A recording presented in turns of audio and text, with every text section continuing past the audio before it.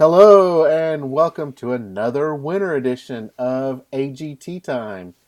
Cody Patterson here, Along with Jay Bach, your co-host for this off-season podcast, as we kind of get into the groove here, trying to put out some quality content for you guys as we're looking forward to the AGT Champions season, and maybe have some other conversations as we lead up to the summer season coming up in 2019. Yeah, we're inching closer and closer to the summer, but we're inching much closer to the champions here in January. Merry Christmas to you, Jay. Did you have a good Merry Christmas? I had a very Merry Christmas. Got to see one side of the family, and coming this next weekend, we'll see the other side of the family. And we'll, always lots of miles between where the family lives, but it's always worth it to spend time with family. You have a good Merry Christmas yourself, Cody? I did. My wife and I just stayed home, spent the time by ourselves. Went over to the sister-in-law's for just a little bit. Pretty much just spent the whole day alone with my wife. So it was a good Christmas for both of us. For those of you that are subscribed to us or are listening, we're doing this kind of a day early. We've been doing it on Thursday evenings, and we're going to try to continue it on Thursday evenings. But this week we're doing it on Wednesday evening because of the holidays, and I'm guessing it's because you're traveling, Jay. So we're just doing it a day early. It's no big deal. Things get pushed around a little bit. Thanks for being flexible. Hey, not a problem. This will happen. But going forward, we'll pretty much just do this on Thursday evenings as best we can. But there may be times we change it around. Yeah, we'll always shoot for that Thursday, and you've done a good job of turning that around to have published on Fridays, so you guys can start looking for that, hopefully in your news feeds on those Fridays. Yeah, so if you want to, you can go out to iTunes and you can subscribe to us. AGT Time, we'd love it if you subscribe to us, and also leave us some reviews. Leave us some 5-star reviews. We'd love a 5-star review out there on iTunes. Of course, yeah. Like every podcast host has ever told you in your ears, rate and review us and like us, and let's make sure that people who want the extra AGT content are able to find it. We'd love to be able to deliver that, and hopefully it's something we're sharing with your friends. Yep, absolutely. Well, tonight we have breaking Tyra Banks news. Breaking Tyra Banks news. I didn't think that was going to happen. I didn't think we'd have any breaking news. But yeah, just earlier this week, was it about Tuesday night, Wednesday night? The news came out. Yeah, I saw it in my news feed earlier today. So it may have came out on Christmas, but it's very new. Yeah, very new. Tyra Banks has announced she will not. Well, I think sources say Tyra Banks will not be back for season 14 of America's Got Talent. Yeah, she's indicated she wants to work on her producing. She wants to concentrate on that, so she's stepping away after 2 seasons. I had this feeling at the beginning when she started this, she was just kind of a fill-in, that it wasn't going to be a long-term thing. There's been some rocky ground, some rough roads with Tyra. There's been a lot of people that haven't liked her, but she's now in the pantheon, or not pantheon, but she's now part of the AGT host family. She's moving on to other things. She's moving on. I'm sure she'll do wonderful at whatever she does. She's beautiful and talented, and I think that she has a lot of options on what to do ahead of her. I don't worry about her. I will be interested to see what they bring on next. It seems like the obvious choice would be Terry Crews, who's hosting our holiday spectacular, our champions, coming up here in January. What little bit I've seen of him in the holiday spectacular, what little exposure I have, he seems very capable.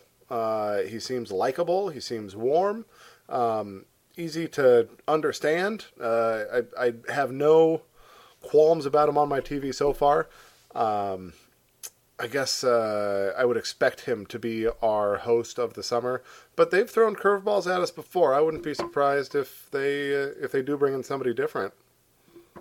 I'm on board with you on this. I do think it's going to be Terry Crews. I mean, they haven't announced anything official, We've now seen him in a holiday of champions, which is actually what we're going to talk about tonight. We found out we had an extra. Yeah, we found out we had an extra week before the show before Champions started. So we're going to talk about the Holiday of Champions tonight, and Terry Crews was part of that. He was the host of that. He's going to be the host of the Champions come up in January. So I would think it makes sense for him to be the full-time host come June, July, and to kind of fill in Ty's shoes and previously Nick Cannon's shoes. So I'm excited about this.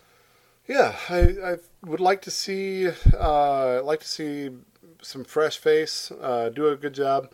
I am curious, and this isn't something we talked about, but do you have a person that would be your dream host, or somebody that you would like to see filling in Tyra's shoes? I really haven't had a chance to think about that yet. I obviously would like to have Nick back. I know Nick is doing this other show, The Masked Singer. So I'm not familiar with that one. Yeah, I think it's a Fox show called The Masked Singer. It's kind of a singing competition show where the contestants, and I think they're famous. They're actual famous singers, and they're wearing masks. And I can't remember his name. There's I think three celebrity judges. One of them's the Senior Chang from the Community, and I can't remember his actual name at this moment in time.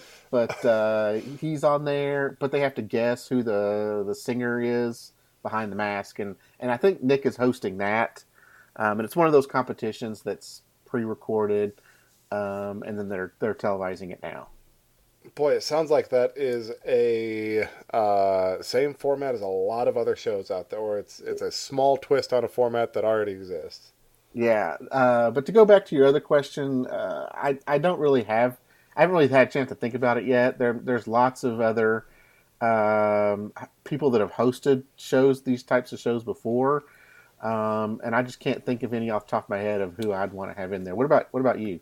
Well, I didn't have a good answer for that. I wonder if one of our previous finalists, one of our a comedian who has been on the stage that America does love, if they would be a good host. You thinking like a Taylor Williamson or a Sal Valentinetti or something like that? Exactly. Yeah, somebody who has a name among the AGT audience, who America is already familiar with on that same stage that the hosts or that our judges are comfortable with. That might be kind of fun. That'd be a nice, vertical leap for, somebody like the Taylor Williamson or a Drew Lynch or somebody who, has a personality. It'd be fun to bring them on stage as the host as well.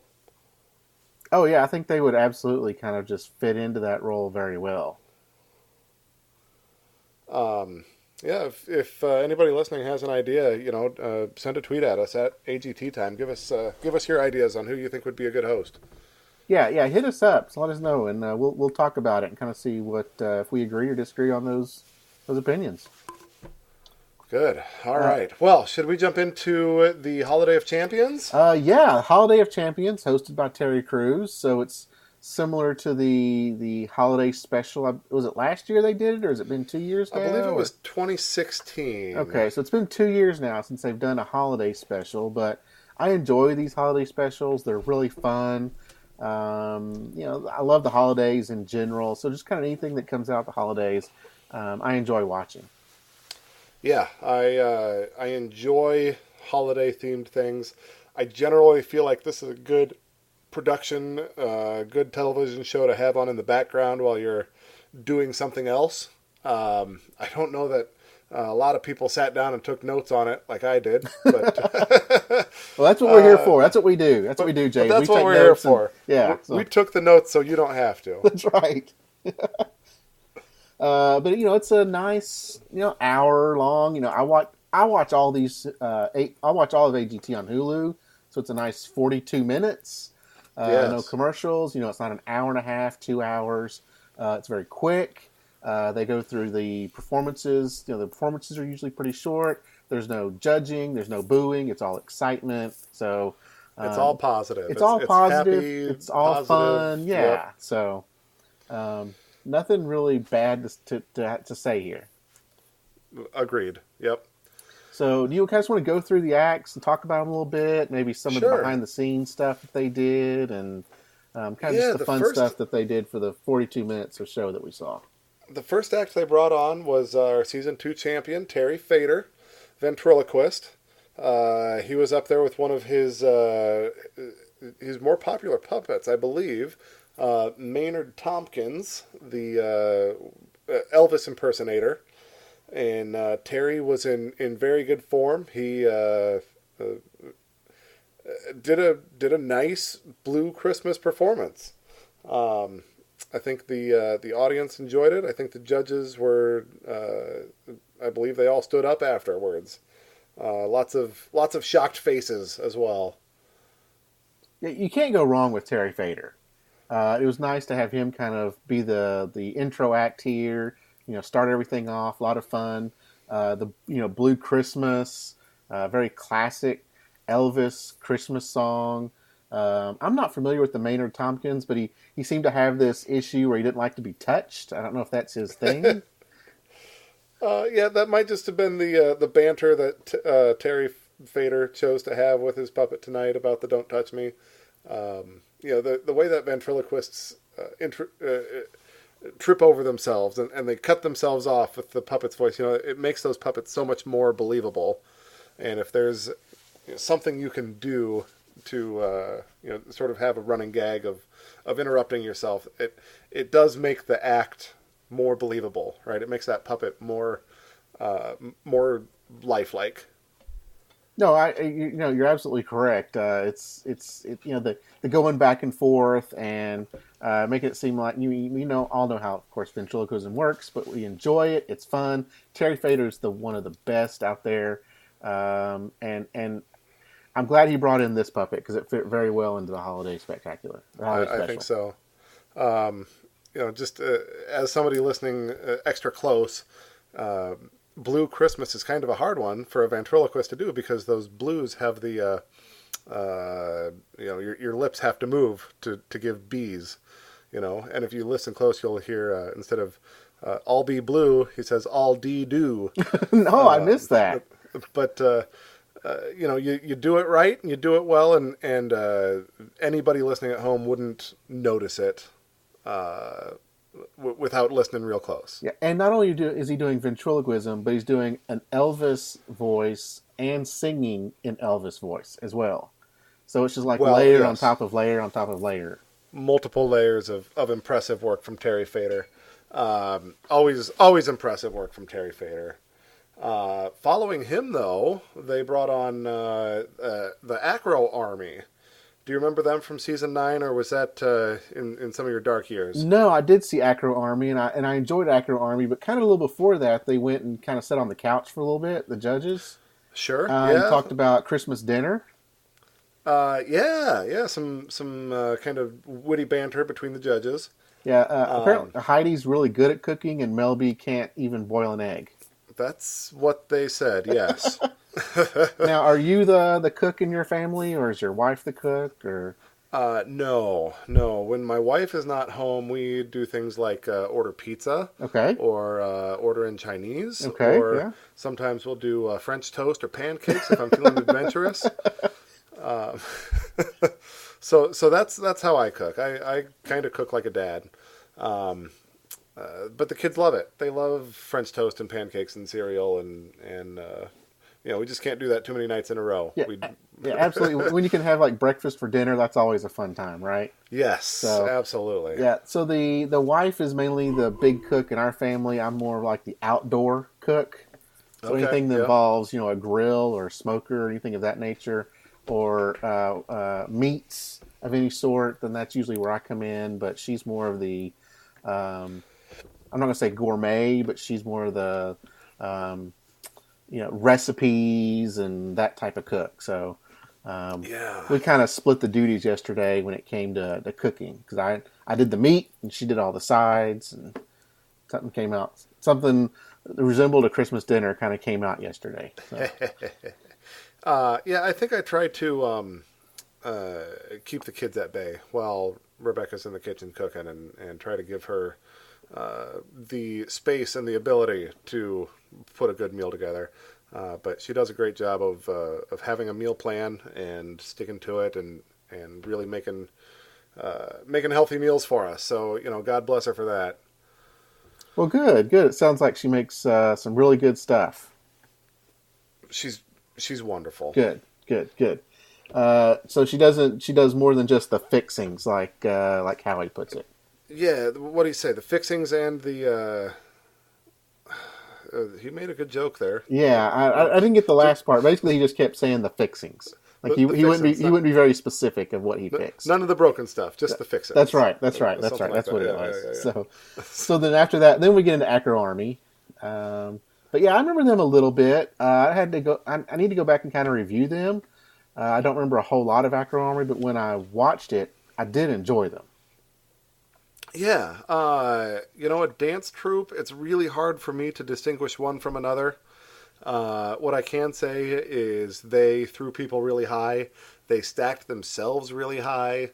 They had some really dangerous looking things with people falling from great heights. Really was, very scary looking. They had a Nightmare Before Christmas theme. I loved this. Yes, that was great. I thought the costuming was good. The stage production was pretty good.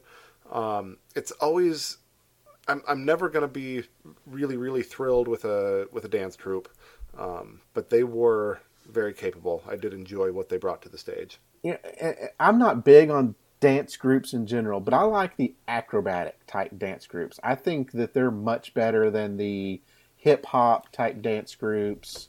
Trying to think of what the one from South Korea that came and performed. Those type of groups. I'm not big on those, but I like the acrobats. Yeah, this wasn't just moving in sync. It was more acrobatic, more like a Cirque du Soleil. Yeah. But the Nightmare Before Christmas thing was great. They had the Jack Skellington makeup on and outfits, and the kid wearing his robe and nightgown that got coal for Christmas. He was a little bummed about that. Yeah, and they do try to tell a story. I think I captured a lot of it. Maybe not the entire storyline, but that's sort of the beauty of art, is everybody's able to make their own assumption or their own decision about what was really shown to them. Absolutely. So they put it out there, and then we got to use our imagination some. Right. So speaking of imagination, you got to use imagination a little bit on card tricks too. Yeah. Speaking of stories that are hard to follow, Jon Dorenboss. Now this was a little bit different. It was not done on the stage of America's Got Talent. It was done in a locker room, it looked like. Yeah, so he went back to his old stomping grounds, the Eagles locker room. A pre-recorded little card trick. Told the story about four guys named Jack, and he had his Jack cards out there, and how they all ended up in one place, or got from the nice list onto the nice list, off the naughty list. I didn't fully understand the story. What I did understand was that it was really impressive sleight of hand. I do not know how he moved those cards the way that he did. Yeah, Jon Dorenboss is one of the best when it comes to this. Yeah, the story could really have applied to any trick. Well, this trick could be applied to any story. You could come up with any story and use this same card trick. You just happen to use the jacks and put them from the naughty list to the nice list. But when and he's got lots of excitement. He tells good stories, even though it's kind of vague and really doesn't make sense. He tells it in a wonderful way. Yeah, and he has a very cool voice. He's kind of got that gravelly. You want to listen to him. He sounds wise and just really a deep voice that's nice to listen to, which is engaging for somebody who's going to be doing close-up magic. You want people to lean in to listen to you too, and I don't know if that's something he is intentional about, or if he's just blessed, but he is built as a really great close-up magician. Yeah, and I kind of did some little background on what's going on with Jon Dorenboss lately. Yeah. Because when he came back to the Eagles locker room, I was like, I thought he got traded to the Saints. So I did a little bit looking on this, and yeah, he got traded to the Saints in preseason in preseason of the 2017 season. Okay. So for those of you that are football fans and you remember, the Eagles won the Super Bowl last year. Well, he was not actually on that team. He was traded to the Saints during preseason. Well, at the end of preseason, right before they were getting ready to play their first game, he had his physical with the Saints, and they found out his aorta was actually twice the size of a normal aorta. Boy. And the doctors told him, look, your football career's over. You can't play football anymore. He basically said if he'd gotten hit one more time, the chances were greater that he would have died than lived. Scary. Yeah, so he had heart surgery. And everything went well. He got it fixed. He came back from that. But he never played football again. And it seems like he's got like a career in motivational speaking now. Okay. Yeah, and the Eagles actually, since they won the Super Bowl that same year that they traded him and all of that stuff happened, he had an 11-year career with the Eagles. They actually gave him a Super Bowl ring. Oh, wow. Yeah, so he was at the Super Bowl. He got to go down on the field and hold the trophy up. He got to be in the Super Bowl parade, and they gave him a ring. Very good. Yeah, so good things are happening with Jon Dorenboss. You know, they kind of showed him after his surgery and the therapy that he had to go through. And I've got a link here, and I'm going to put a link in the podcast description, the show notes, to an ESPN video that kind of explains all this. It's kind of a touching story on Jon Dorenboss, but he's got his close-up magic now. He's doing some motivational speaking. So things are going real well for Jon Dorenboss. Good. Yeah, good. I'd imagine any, if I was a junior hire and we had a Jon Dorenboss come in to, talk to a class, to do something like that, I think I would love it. It sounds really, really awesome.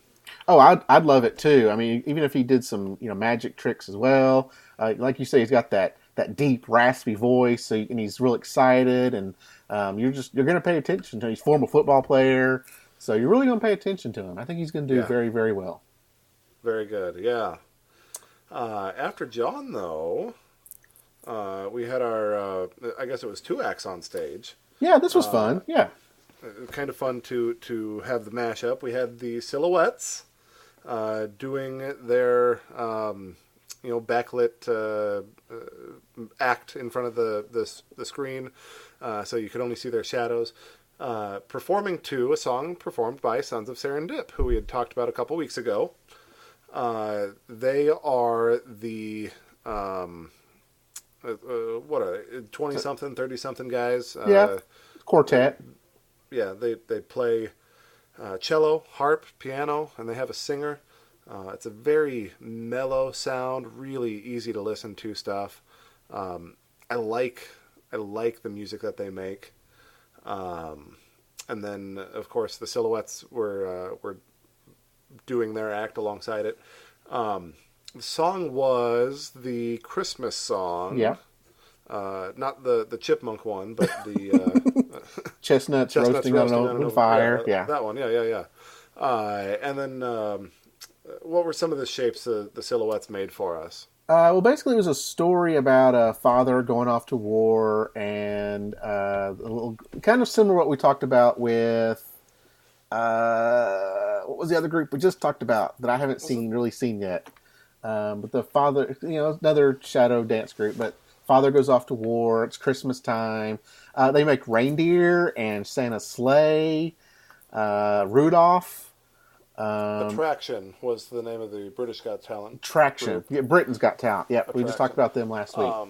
But yeah, I did think that their reindeer and the sleigh, I thought that was a pretty good shape. I enjoyed that one. Yes. There was a couple others that I enjoyed. And then No, go ahead. Yeah, no, go ahead. Go ahead. I was going to say one complaint that I've had with the America's Got Talent in general, but I also felt like when watching Magic acts, is we're getting a lot of judge reaction shots and crowd reaction shots, and we're missing a lot of the performance. And watching them move between images is, I think, the better part of what the silhouettes do. I enjoy seeing how they move from one shape to another as much as I see the shape that they're making. Yeah, the transition. Yeah, the transition. Yeah. And I want to see more of that and less shots of the judges, poking each other and saying, "Oh, wow, how'd they do that? That's so cool." Oh, I completely agree. And I think, I don't think it was this past season. I think it was season 12 where one of these dance groups did that and they stayed on them. It may have been one of those light dancing groups where they actually stayed on them the entire performance. Because that's what we need to see. We at home don't get the benefit of being there in the theater, seeing it all. So we depend on the cameras to show us everything, and we really don't care what the judge reaction is until the end. Yeah. And I feel like maybe in the course of a season they go from more and more judge reactions at the beginning to more and more long shots of the performance. As we get towards the semifinals and the finals. But, especially when watching a Magic act or a, something like this, I want to see the act and not the judges. Yes, I agree. Yeah. One thing they did do is, since we had Sons of Serendip and the Silhouettes both on stage, there was a couple of times where the camera positioned itself where you had Sons of Serendip in the foreground and the Silhouettes in the background. Yeah. And you can kind of see both at the same time. Yeah, I did enjoy that, and it's always fun to see, I guess the reality of both acts on the stage and how they're, they both have to show up, right? You can't have any mistakes when you're doing something like that. You have to be able to work with the rest of the production. Agreed. So it sounds like we're both on the same page where we want to see more performance, less judges. Yes. But this was fun with the reindeer, and there was even one part where the mother in the shadow was like sitting on a rocking chair, where the dancers had actually formed a rocking chair, and that was kind of cool. That was kind of a neat one too. I agree. Yep. Well, then we kind of go to some more time with the judges behind in the green room, I guess, on the couch. Yeah, what were their shenanigans this set? I didn't make notes of what exactly their shenanigans were. So this was all about like giving gifts and whatnot. And and Mel B wanted to give Howie a Filofax. Do you know what a Filofax is? I do not. And I didn't know this term either. I had to look it up. But we in America, this might be a British term. We in America would have referred to this as a date planner. Okay. Do you remember the old school kind of binder date planners that are kind of yearly and they're divided up by months? And it's a calendar. It's basically an organizer, a calendar, a date planner type thing. That's what she wanted to give Howie. Because he is unorganized? I guess. I don't know. I have no idea why she wanted to do that, but that's what she wanted. And then Simon wanted Heidi to give him a Ferrari. Yes, which seems like wishful thinking. Yes, and I think that Simon would be more likely to afford a Ferrari than Heidi would. I mean, Heidi could probably afford a Ferrari, but probably not afford to give someone a Ferrari. Yeah, I don't know any of these judges' bank accounts, and I don't care to, but yeah, it's a silly request. If you want a Ferrari, go get yourself a Ferrari. You don't need it gifted to you. Agreed. But it makes for silly television, so whatever. Yeah. Then we get the we just talked about as well, Professional Regurgitator. The Professional Regurgitator. Now, had you been exposed to him before, or did you remember him? So it from seemed season like 10. it seemed like I saw maybe a little bit of him from season. Maybe I've seen some clips from season 10, and then of course when we watched him when we talked about Britain's Got Talent last week. Yep. So I think I've seen clips of Professional Regurgitator, not a whole lot, not full performances. Yeah. So this kind of was my first exposure to a full blown performance with judge reaction and whatnot. Okay. Yeah, like I mentioned when we talked about him last time, I remember seeing him on TV when I was a kid. I remember him doing his act. It apparently stuck with me. Because all these years later, I still remember him being on stage somehow in some capacity. For this performance, he said, "Simon, choose gold or silver." And Simon said gold. And then he coughed up a gold ornament to hang on his little Christmas tree.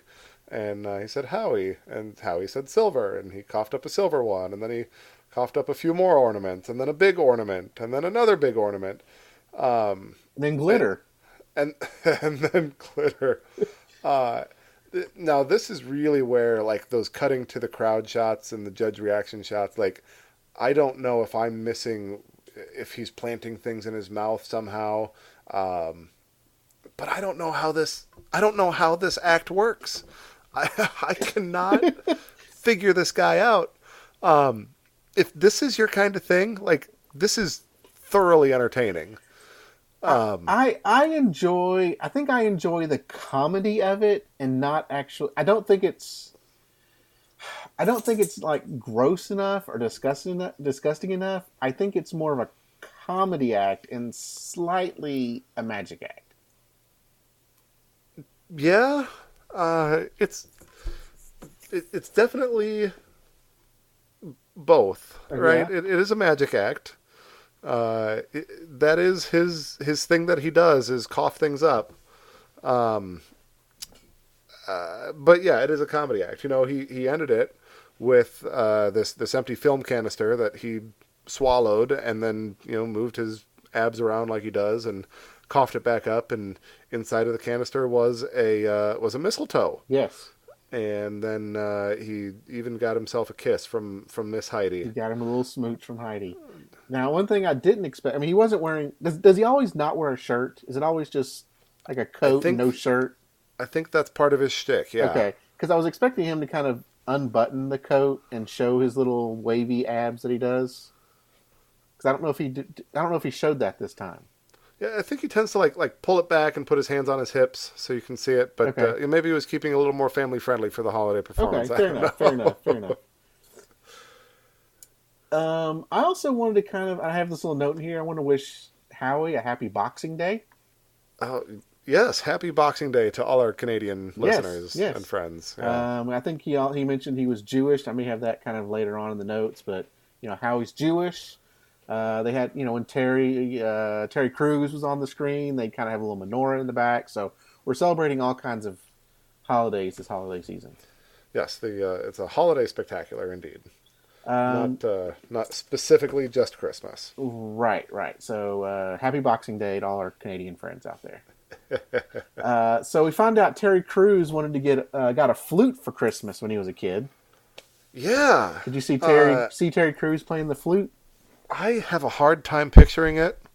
But man, you know, as a fifth grader, I picked tuba, and I really wish I had picked something much smaller. You know, when I graduated high school, I was gifted a tuba from a guy who was retiring from the symphony, who had helped me with, you know, solo and ensemble and that sort of stuff through high school. So I happened to be graduating when he retired. So I was gifted this tuba, and now I have a tuba that I get to move around with me. Do you still play it?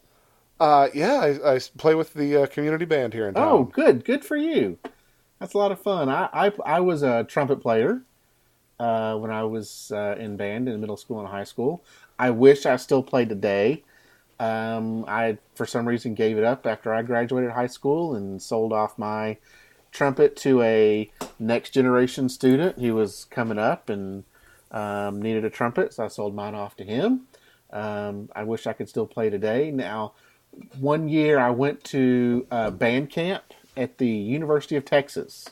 Oh yeah, Yeah, week-long band camp, and they put on a little performance one evening for all the band campers, and in the front row was this big. I mean, he looked like a football player, big dude, big dude, playing the piccolo. And little 9th, 10th grader Cody was just fascinated by this massive dude up front playing the piccolo. So, well, I think the moral of the story is don't make a hasty decision. I do love making music. I do love playing tuba. If I could go back, I think I'd pick a trombone.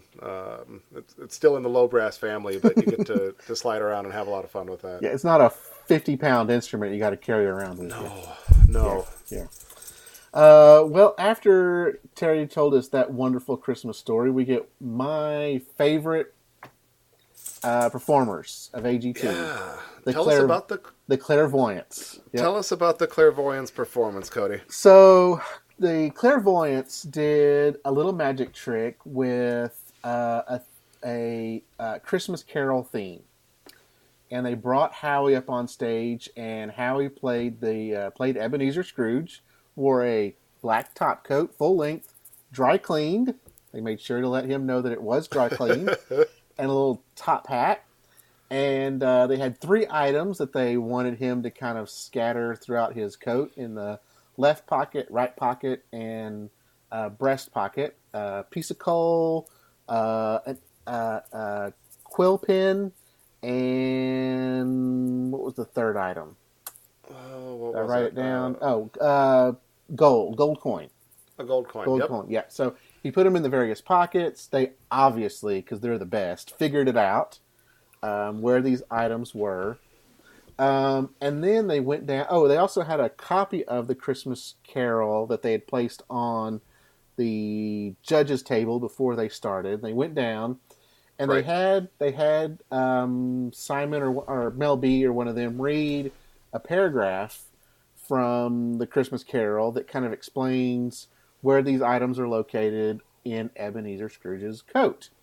Right. And then they had a little bookmark that also had where these items were located. So obviously they all figured out. So for some reason, since these are my favorite performers of all of AGT, and the Christmas Carol is one of my favorite stories from Christmas, yeah. I had to do a little research. Okay.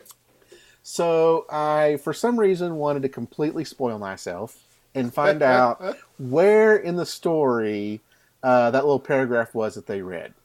Okay, good. Okay, I'm glad you did the work on this. Yeah, so I'm doing the research out here so you guys don't have to do this. So I'm telling you all this.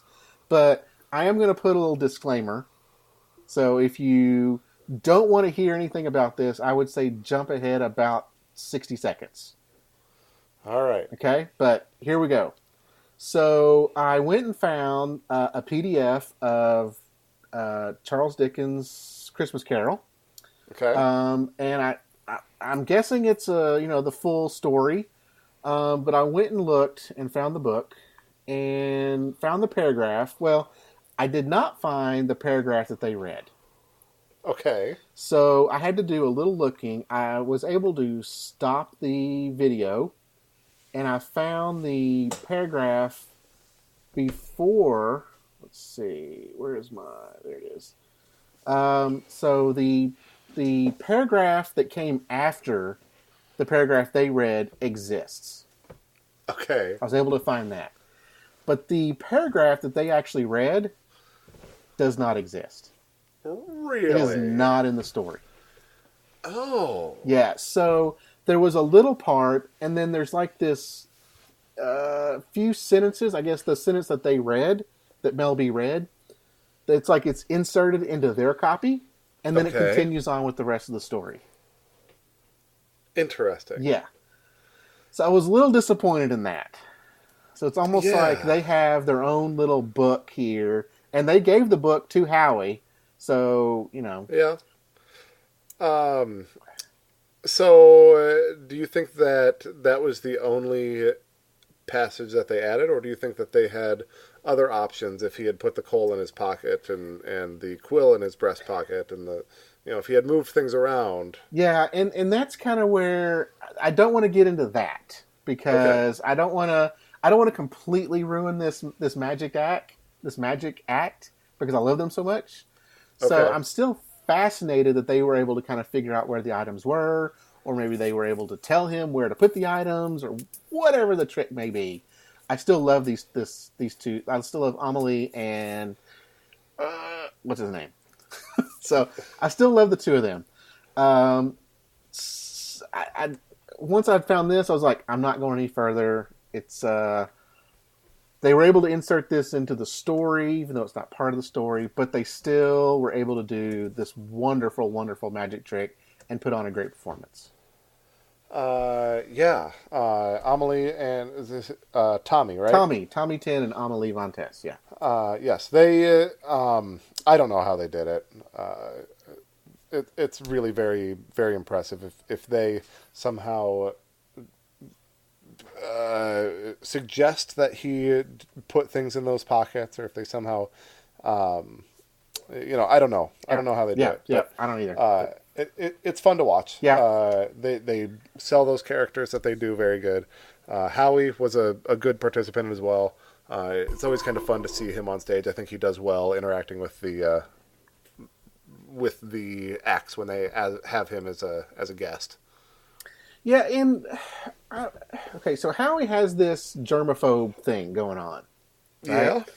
And did you ever watch when it was first on Deal or No Deal? Not when it's on. I don't know if you know it came back, but when Deal or No Deal was first on, did you ever watch it? I kind of felt like that was the anti-game show where there's actually no game; it's all just a show. It is. It's a very basic show. The trick in that game is to know when to get out. Sure. Obviously, it's not like any of these others where you have to guess the right answer. I mean, you do have to guess the right case. But it's all based on odds and knowing when to maximize your time to get out. Your best deal. You don't have to know anything other than a little bit of math. Right, and it's not even and you have to know really a lot of math in order to figure out what the best deal is. But that's the whole point. And when it came back, CNBC kind of did this whole preview thing of, hey, this show is not about the money; it's about the people. It's about it's all about that. It's about the emotion. It's about the people. It's all about that stuff.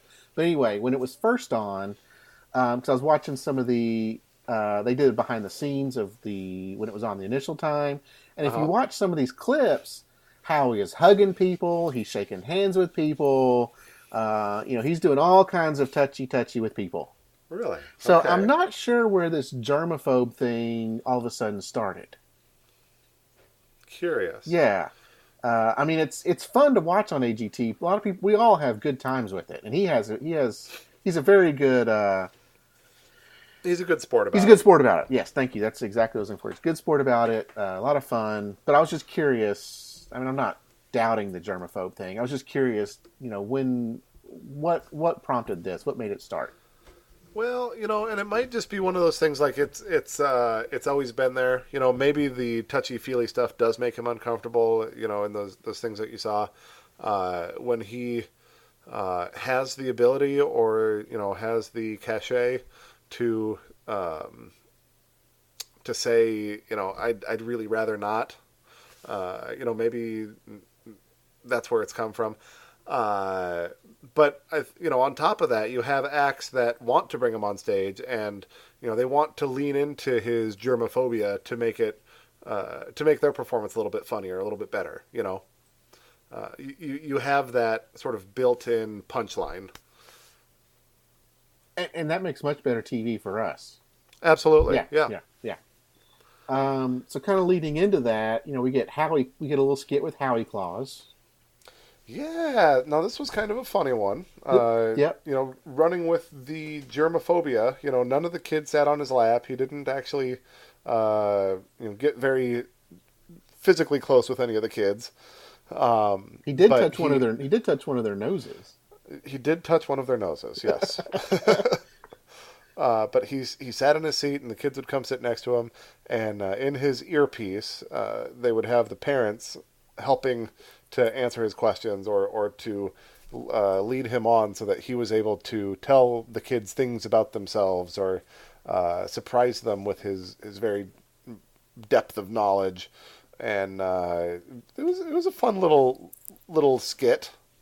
Yeah, we've kind of seen these skits before, and they're all fun. Every season they kind of do one of these where Howie dresses up as somebody. Where if it's someone that's working the desk to check new contestants in on audition day, or pretending to be someone that's one of the stage hands. Whatever it may be, these are always fun to watch. Always kind of fun, yeah. He's a comedian. It's pretty fun for him to do a bit of comedy. Yeah, absolutely. So that was a lot of fun. We got one of the kids that he had his pig slaughtered. Yes. poor little pig. But yeah, anyway, it was a lot of fun. But that kind of led also into another sofa green room scene where Mel B introduced Christmas crackers. Yeah. Had you ever heard of Christmas crackers before? It sounds vaguely familiar as something that I had run into. But is this where she and Howie opened their little present by each pulling on the side of it? Yeah, it seems like it's similar to a wishbone type thing where you pull on either end and there's a little present inside. Yeah, and Howie's present inside the Christmas cracker was a comb. It was a comb. Which he has almost zero use for. Yes, absolutely. So, now, have you seen pictures of Howie from when he was younger? I have, yes. With his curly locks? He did have hair at one point. Yeah. So after that, then we get, we've talked about him already, Sal Valentinetti. Sal Valentinetti. He's our crooner. He was a finalist back in season 11. Sang a song that I always know as Santa Baby, but he changed it a little bit to Santa Buddy. And I think this is the when dudes sing this song, I think that's the way they sing it. It's Santa Buddy. Yes. So Santa Buddy, he's singing along. I chuckled at myself. The stage performance, it was cheesy, right? We had gingerbread men or men in very, very goofy looking gingerbread costumes. Yes, I loved it. Playing drums and guitar and upright bass. It was silly. It made me smile. Yes.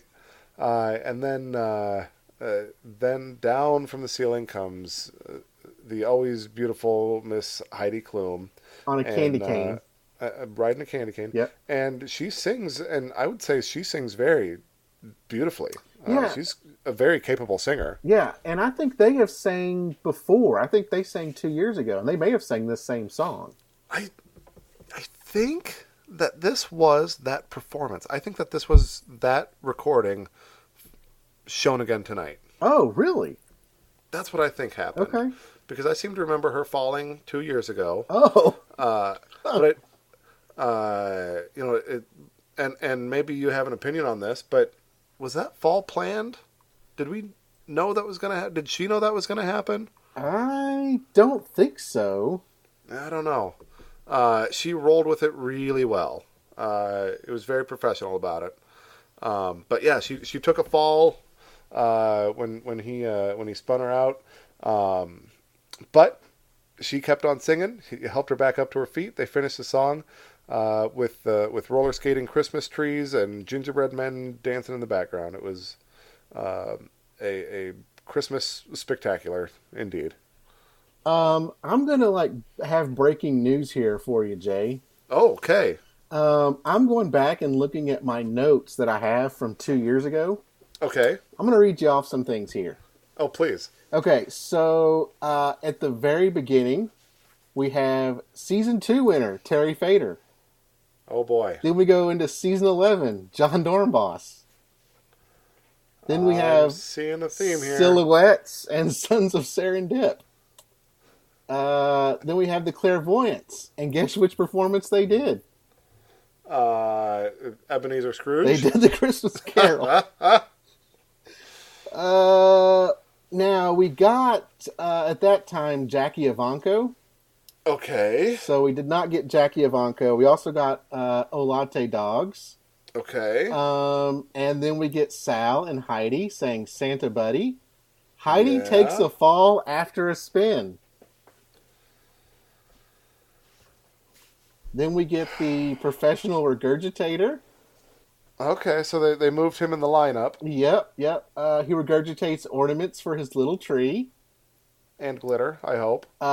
He got Heidi a present. There was nothing in there. Then he swallowed the present and regurgitated mistletoe. Pentatonics, AcroArmy, Piff and Penn and Teller, Mat Franco. No, we didn't have pentatonics tonight. We did not have pentatonics tonight. No. So it seemed like non-AGT stuff was different. And of course we didn't get Olate Dogs or Jackie Ivanko. Mat Franco. We had Mat Franco at the end here. Yep. And then Professor Splash. You remember Professor Splash? Oh, boy. Yeah. So, okay, Jay, I'm starting to get a little disappointed here in AGT. This is not fresh. This is the exact same thing they did 2 years ago, except for they changed a few things. Just a little bit, yeah. Just a little bit. Our host was very convincing. Yeah, and I think, after going back and looking at it, I mean, of course, it has like Nick stuff in here. Nick interviews Andre Day. Let's see. Nick looking sharp as always, plaid suit. I'm trying to see what other Nick stuff there was. I even have here, is it just me, or is Mel B a Scrooge and doesn't want to participate in anything? Well, that's almost every week. But yeah, it's almost the exact same lineup that we got 2 years ago. Now, it may have been an hour and a half long, because, they knocked out Jackie and Olate Dogs and Pentatonics.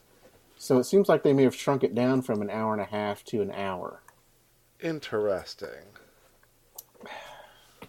Jay, I'm very disappointed. So everyone that just sat here and listened to us now for 52 minutes can also go back and listen to me talk with Cody Mims about the exact same thing 2 years ago, and see what I thought of it 2 years ago. So, oh boy. So 2 years later, just to round this out here for people who aren't going to go back and listen to that one, we had a couple of magic acts. We had Penn and Teller along with Piff the Magic Dragon. Yep. Piff the Magic Dragon is one of my absolute favorite acts from all history of AGT. I didn't feel like this was his best performance, but when you're sharing the stage with Penn and Teller, sometimes you have to give them room. But I thought he held his own very well. He did very well. Yeah. So they come out and they said, "We bring you gold," and Piff said, "I ate that," and said, "We bring you frankincense," and he says, "I ate that too. It's very tasty." And "We bring you myrrh," and he says, "I ate that." And so they took this box that they said they brought these things in, and they turn it up on its side, and you see that there's nothing inside of it except for a Christmas banana. Yeah. The traditional Christmas banana. The traditional Christmas banana. Yeah. They set the box back up on its end, and then they start pulling out all sorts of stuff: a bowling ball and a spice rack and all sorts hand sanitizer. A gallon of hand sanitizer and a shovel. Yeah, I'm not sure what the shovel was for, but it was just to show you all the ridiculous things that were in that box that had been empty just a moment ago. Going Mary Poppins on that box. Yeah. I'm not exactly sure how it's done.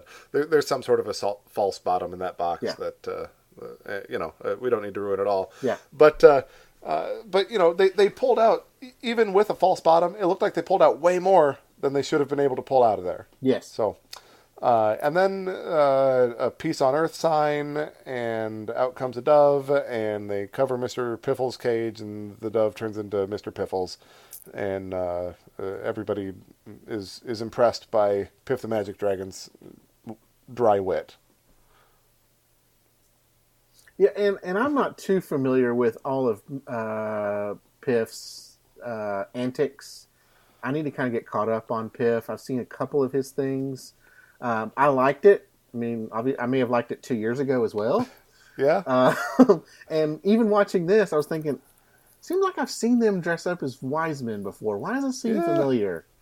Well, because I've seen it already. So, but no, I liked it. I like the Mr. Piffles. I think the Mr. Piffles thing is really cool. Yeah, if you like the way that the Clairvoyants buy into their stage personas, Piff the Magic Dragon is he drives in he plays the part of a dragon, and he's really, really funny. Yeah, from what I've seen, I've enjoyed his comedy. I need to see more of that.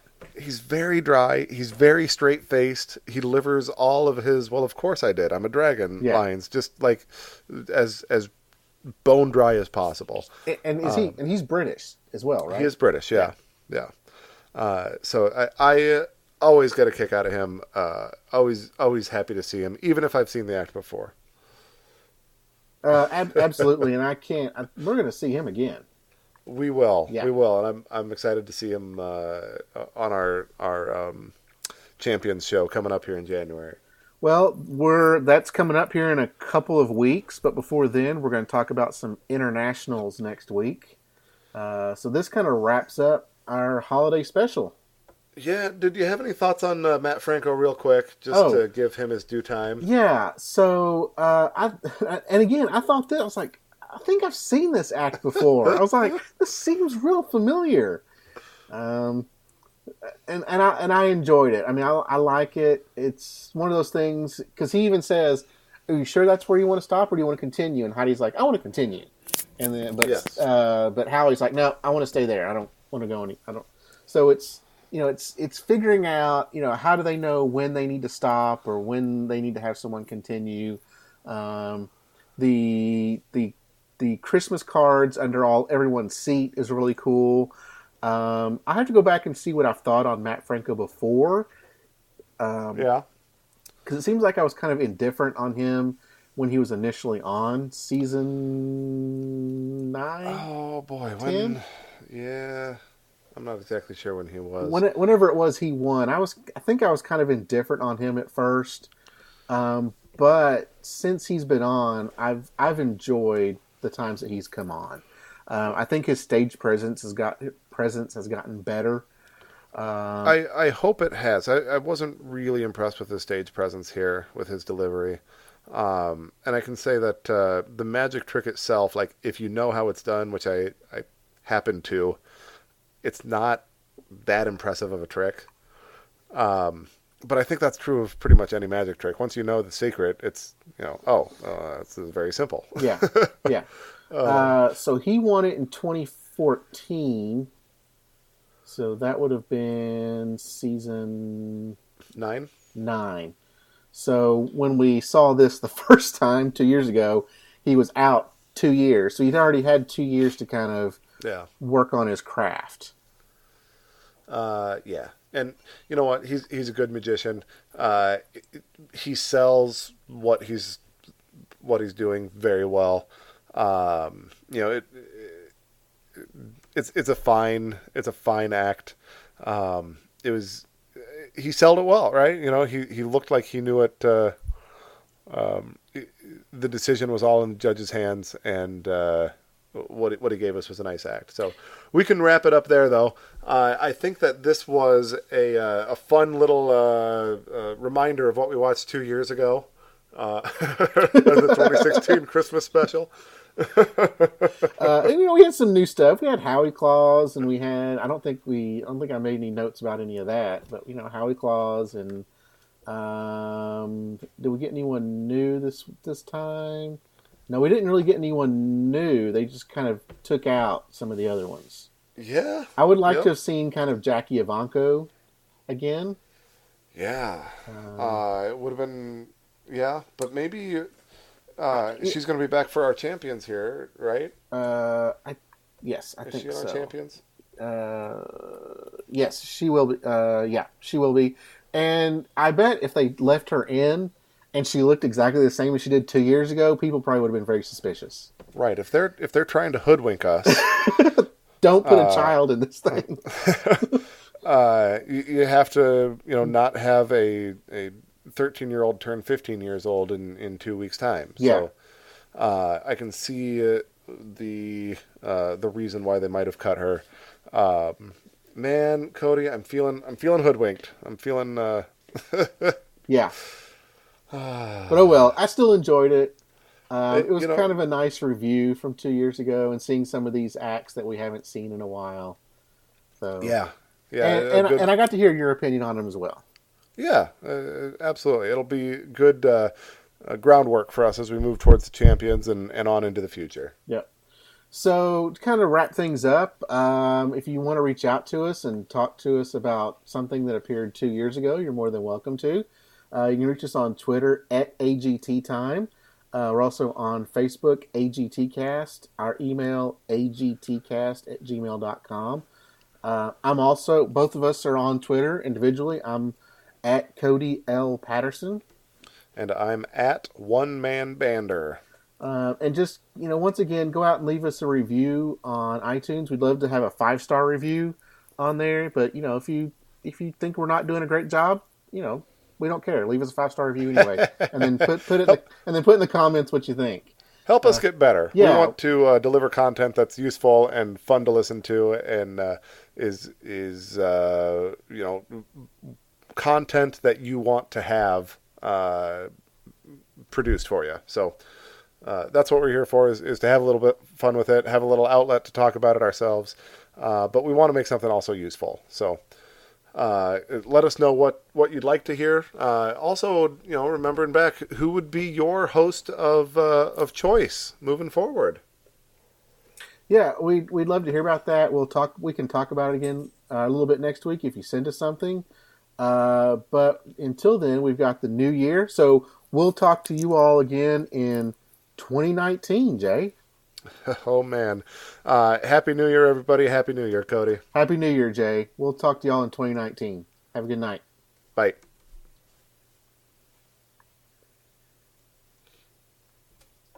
All right, I'm going to hit the stop button.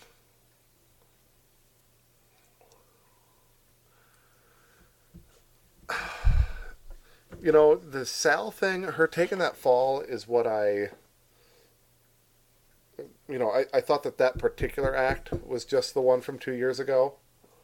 And now that we're saying it, it's like, man, I do remember that. Yeah, that was, like, and I've just been hoodwinked. They got me.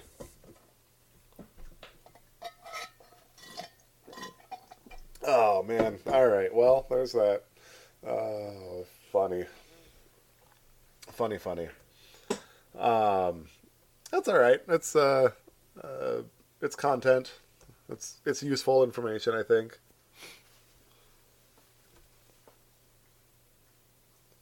Yeah. Yep. Oh, man. All right. Egg on our face.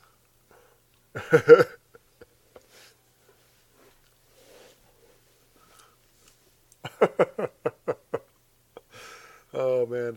All right. Well, with that, do we need to do anything else here? I need to